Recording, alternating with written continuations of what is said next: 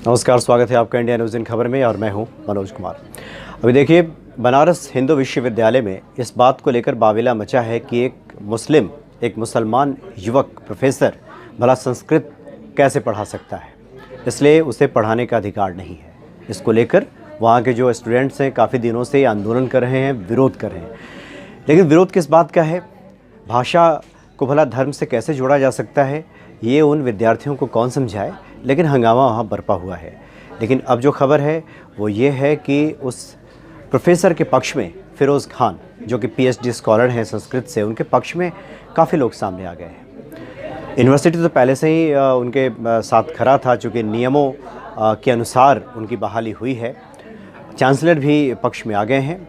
इधर बीजेपी के सांसद सुब्रमण्यम स्वामी ने भी ट्वीट किया और कहा है कि जो कुछ भी देश में हो रहा है बनारस हिंदू विश्वविद्यालय में, वो ठीक नहीं है। ऐसे लोगों को समझना चाहिए कि भाषा पे किसी का अधिकार नहीं होता, ना धर्म का, ना स्थान का। कोई व्यक्ति किसी भाषा को सीख सकता है, उसका स्कॉलर, उसका विद्वान बन सकता है, पढ़ सकता है, पढ़ा सकता है। परेश रावल ने भी एक ट्वीट किया और कहा है कि मैं स्तब्ध हूँ इस तरह की घटना को देखकर बनारस हिंदू विश्वविद्यालय में, कि जहाँ से स्कॉलर्स निकलते हैं, विद्वान निकलते हैं पढ़ करके, वहाँ इतनी दकियानुसी, दरियादिली तनिक भी नहीं है। और इस तरह से लोग वहाँ बटे हुए हैं। सोच का स्तर क्या है, ये देखकर हैरानी होती है। अब देखिए, फ़िरोज़ खान के बारे में ज़रा देखें। फ़िरोज़ खान साफ तौर पे कहते हैं कि मुस्लिम परिवार में होने के बावजूद उनके जो पिता हैं रमज़ान खान, वो भी संस्कृत के आचार्य हैं। शास्त्री तक की उन्होंने पढ़ाई पूरी की है। जब उनके पिता ने उनका दाखिला स्कूल में करवाया तो कहते हैं स्कूली पढ़ाई में मज़ा नहीं आया। वो चूँकि संस्कृत के माध्यम से भारत को समझना चाहते हैं। कहना है फ़िरोज़ खान का कि भारत की प्रतिष्ठा के दो ही आधार हैं, एक यहाँ की भाषा संस्कृत और यहाँ की संस्कृति, यानी कि संस्कृत और संस्कृति, यही दो ही भारत की प्रतिष्ठा के आधार हैं। और संस्कृत में जो निहित तत्व है, जो तथ्य है भारत को लेकर, भारत की संस्कृति के बारे में, भारत की जो प्राचीनतम जो उपलब्धियाँ रही हैं, भारत जिन क्षेत्रों में अग्रणी रहा है, बिना संस्कृत को जाने समझे इसको हम नहीं जान सकते।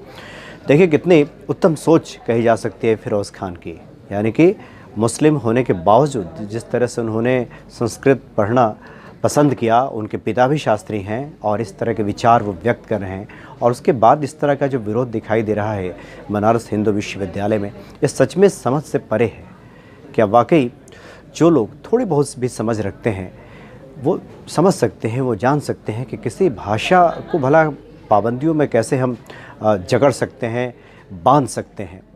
ये चीज़ें समझने लायक है, देखने लायक है। इसलिए बीजेपी के बहुत सारे नेता, बहुत सारे स्कॉलर्स, बहुत सारे शिक्षाविद, कलाकार अब फ़िरोज़ खान के समर्थन में आ गए हैं और बता रहे हैं कि नाहक ही, बिना वजह, बेमतलब बनारस हिंदू विश्वविद्यालय में ये विरोध चल रहा है। ऐसे छात्रों को समझना चाहिए कि कोई भी किसी भी भाषा का स्कॉलर बन सकता है, विद्वान बन सकता है।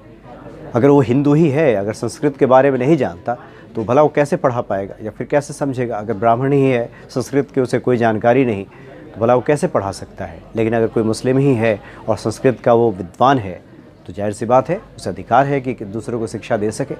ये बात समझनी चाहिए बनारस हिंदू विश्वविद्यालय के उन छात्रों को भी जो विरोध पे उतारू हैं।